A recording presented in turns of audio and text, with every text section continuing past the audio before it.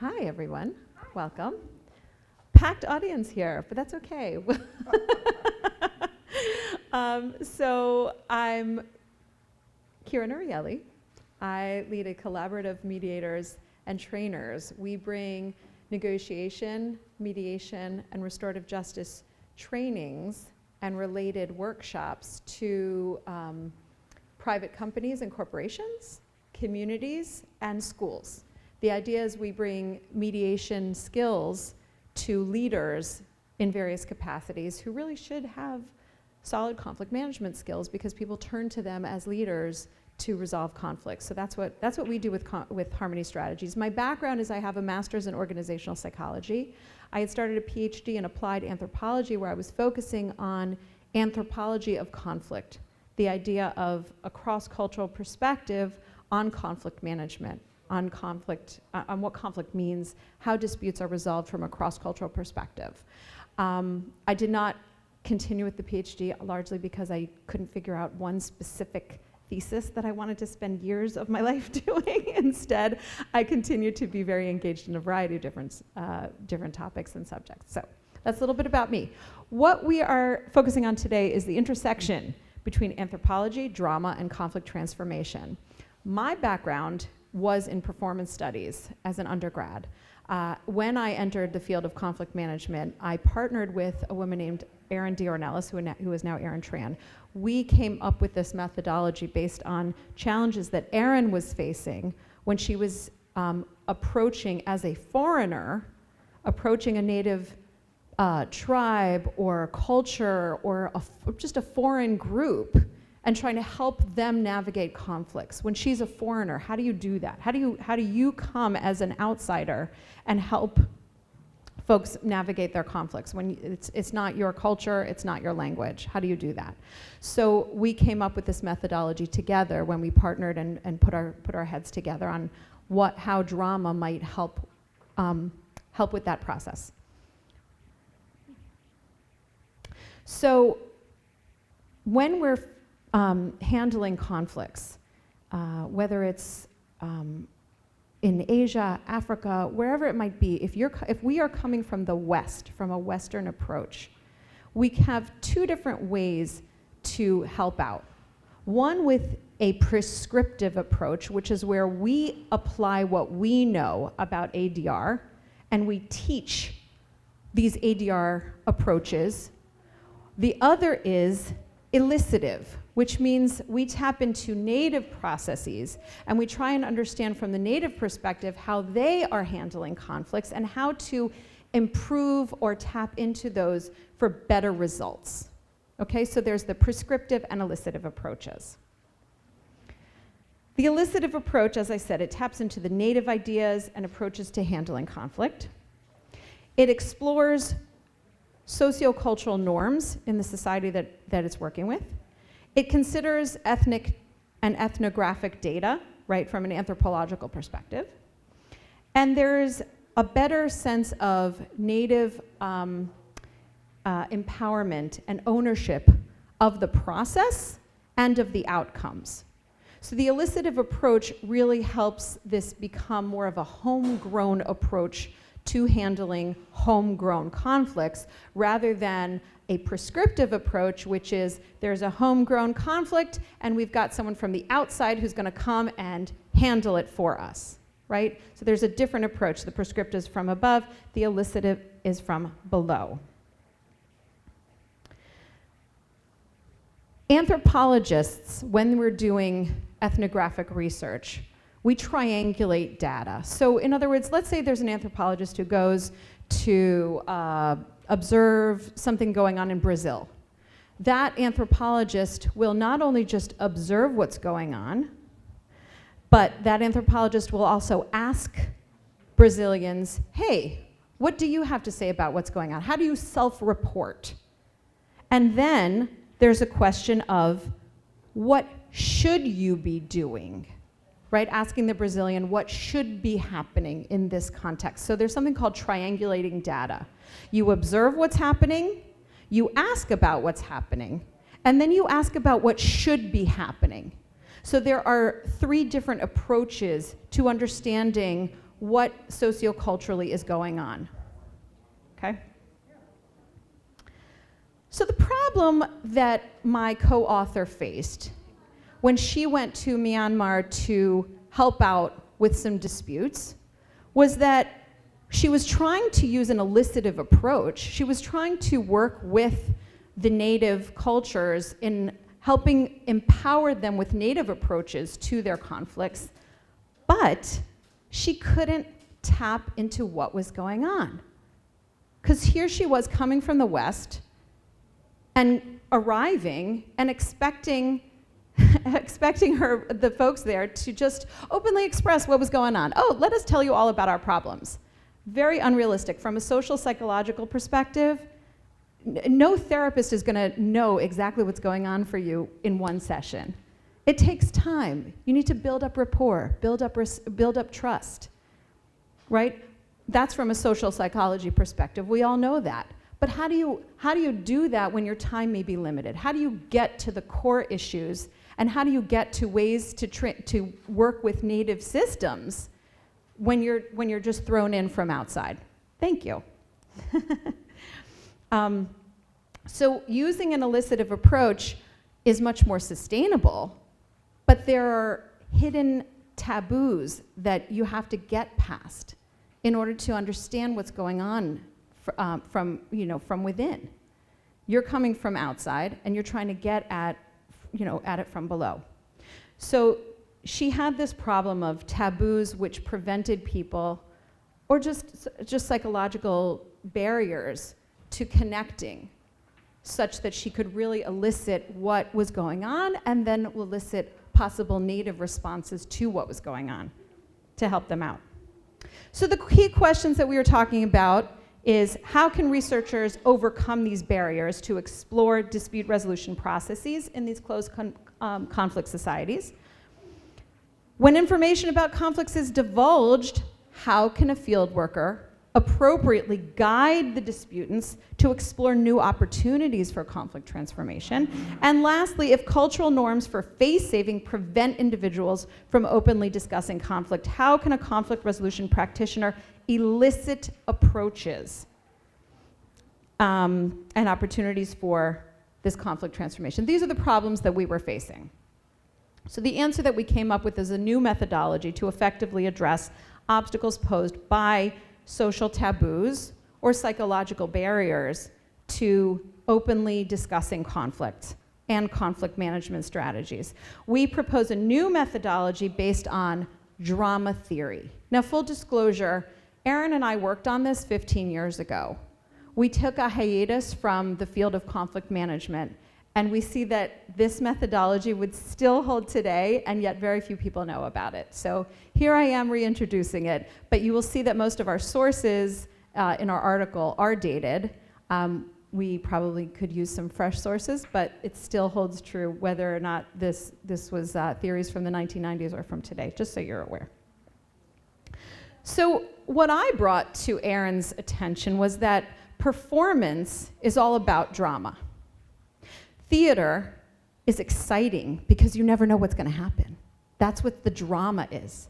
So there's a reflection between a public performance, even a public ritual performance, and what actually happens in a society. So if you look at Broadway musicals and you do an analysis, you're going to find a lot of American cultural norms that are played out in these, or Western norms. I guess some musicals might be British. You're going to find a lot of these norms are played out in the theatrical performances. And you're going to find out what are the key dramas that happen in our society. What are the key dramas that play out? What are the conflicts behind those? So Barbara Meyerhoff looks at cultural performances, and she says, these are reflections, these are mirror images of what's happening in a society. So you can see a public performance and learn a lot about a society through that. Performances in all cultures are stylized reenactments of the social reality of the culture or group of individuals they represent. And so by viewing a performance, an observer can successfully discern underlying assumptions, manners, and behavioral norms. Victor Turner did the opposite. Victor Turner saw that in our everyday interactions, we play out a lot of our roles, a lot of our dramatic roles in our everyday environment. So those of us who are mediators, we see the drama every day. I have often joked that someone should do a reality show about mediation, because it's like Geraldo meets Judge Judy every day. It's like, so much going on. Very exciting. And that's what Victor Turner talks about. And it's about these liminal stages. It's about this idea of moving from one identity to another. Are we friends? Do we trust each other? Do we not? Am I an adult? Am I a child? Am I a lover? Am I a friend? You know, all these different identities that may be playing out that happen through mediation, that happen through our social dramas. So there are two stages where we can use drama to effectively help understand what's going on in other societies. We can use their performances, and we can use drama to elicit, to better understand what are some potential ways of handling conflict. So the two stages that you can use drama are in the information gathering stage. So when you're first arriving in a foreign environment, you need information. You need to know what's going on. You may need to dig deep into understanding a conflict that has already come to your attention, or you may need to just understand, if there is conflict, what conflicts are there. And of course, there always are conflicts. It's just a case of getting to them. But Erin's challenge was, she arrived in Myanmar, and she asked, hey, what's going on? What are your conflicts? And there was silence. There was defensiveness. We don't have conflict here. What's wrong with you that you have conflict? Well, what do you do with that? You're sent as a professional. What do you do with that? So drama can help with information gathering and building trust and understanding. It's also helpful with transformative and restorative practices. So once you've elicited and you've gotten all the information, you can also use drama to help with implementing restorative practices through role play and through playing out what ifs. So we're going to get to that. We basically came up with a chart that has those two stages fleshed out. So in the information gathering, you have the formal staged performances, and then you have the informal impromptu performances. So I'll explain. The formal performances are the myths, the stories, the popular tales. These are the Mother Goose stories that everybody knows about. These are the myths that people talk about. These are going to get to what are some of the norms, what are some of the assumptions in a society. When you read children's books, you get to understanding, how do adults teach their children? What kind of morals, what kind of values are being passed on? So you get that in the storytelling, in understanding the myths and popular tales. You get public theatrical performances. That, so you can have fictive scenarios that reflect actual, real scenarios that happen. And then you get other kinds of public rituals. These may be more religious-based. Rituals that, again, will share some sense of morality and judgment of right and wrong. And when an anthropologist or conflict management practitioner comes in a cross-cultural setting, it's important to get underneath that and be able to ask questions, so you can see these public performances and then engage with, what's going on? What happened in this scenario? Can you tell me more about why this was wrong and why this was right? And then you can build a conversation around what you saw publicly. So no longer does someone need to deny, oh, we don't have conflict. It's simply analyzing what we see as dramatic in the public performance. And then in the informal performances, you see fictive scenarios. You can do role plays. You can say, well, what if? What if there were a gentleman over here fighting with a gentleman over there? What could that conflict look like, theoretically? Let's just throw that out. Give me an idea for a potential conflict. That's always going to be a fictive scenario, but it's going to be elicitive. It's going to be based on something that person knows would be a drama that would happen in their society. And then there are the real scenarios, but with alternated roles.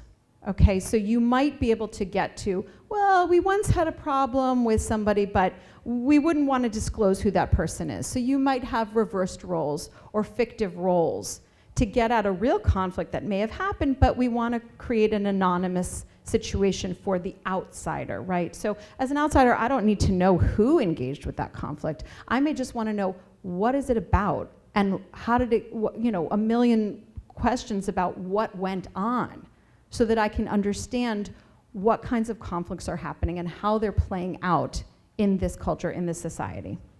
And then after you have these performances that you're observing and that you're questioning, you have these evaluations, and you can have informal role play. So what happened and why, and can we role play a different scenario? Let's twist it a little bit. Let's tweak the facts a little bit and see what comes out of that.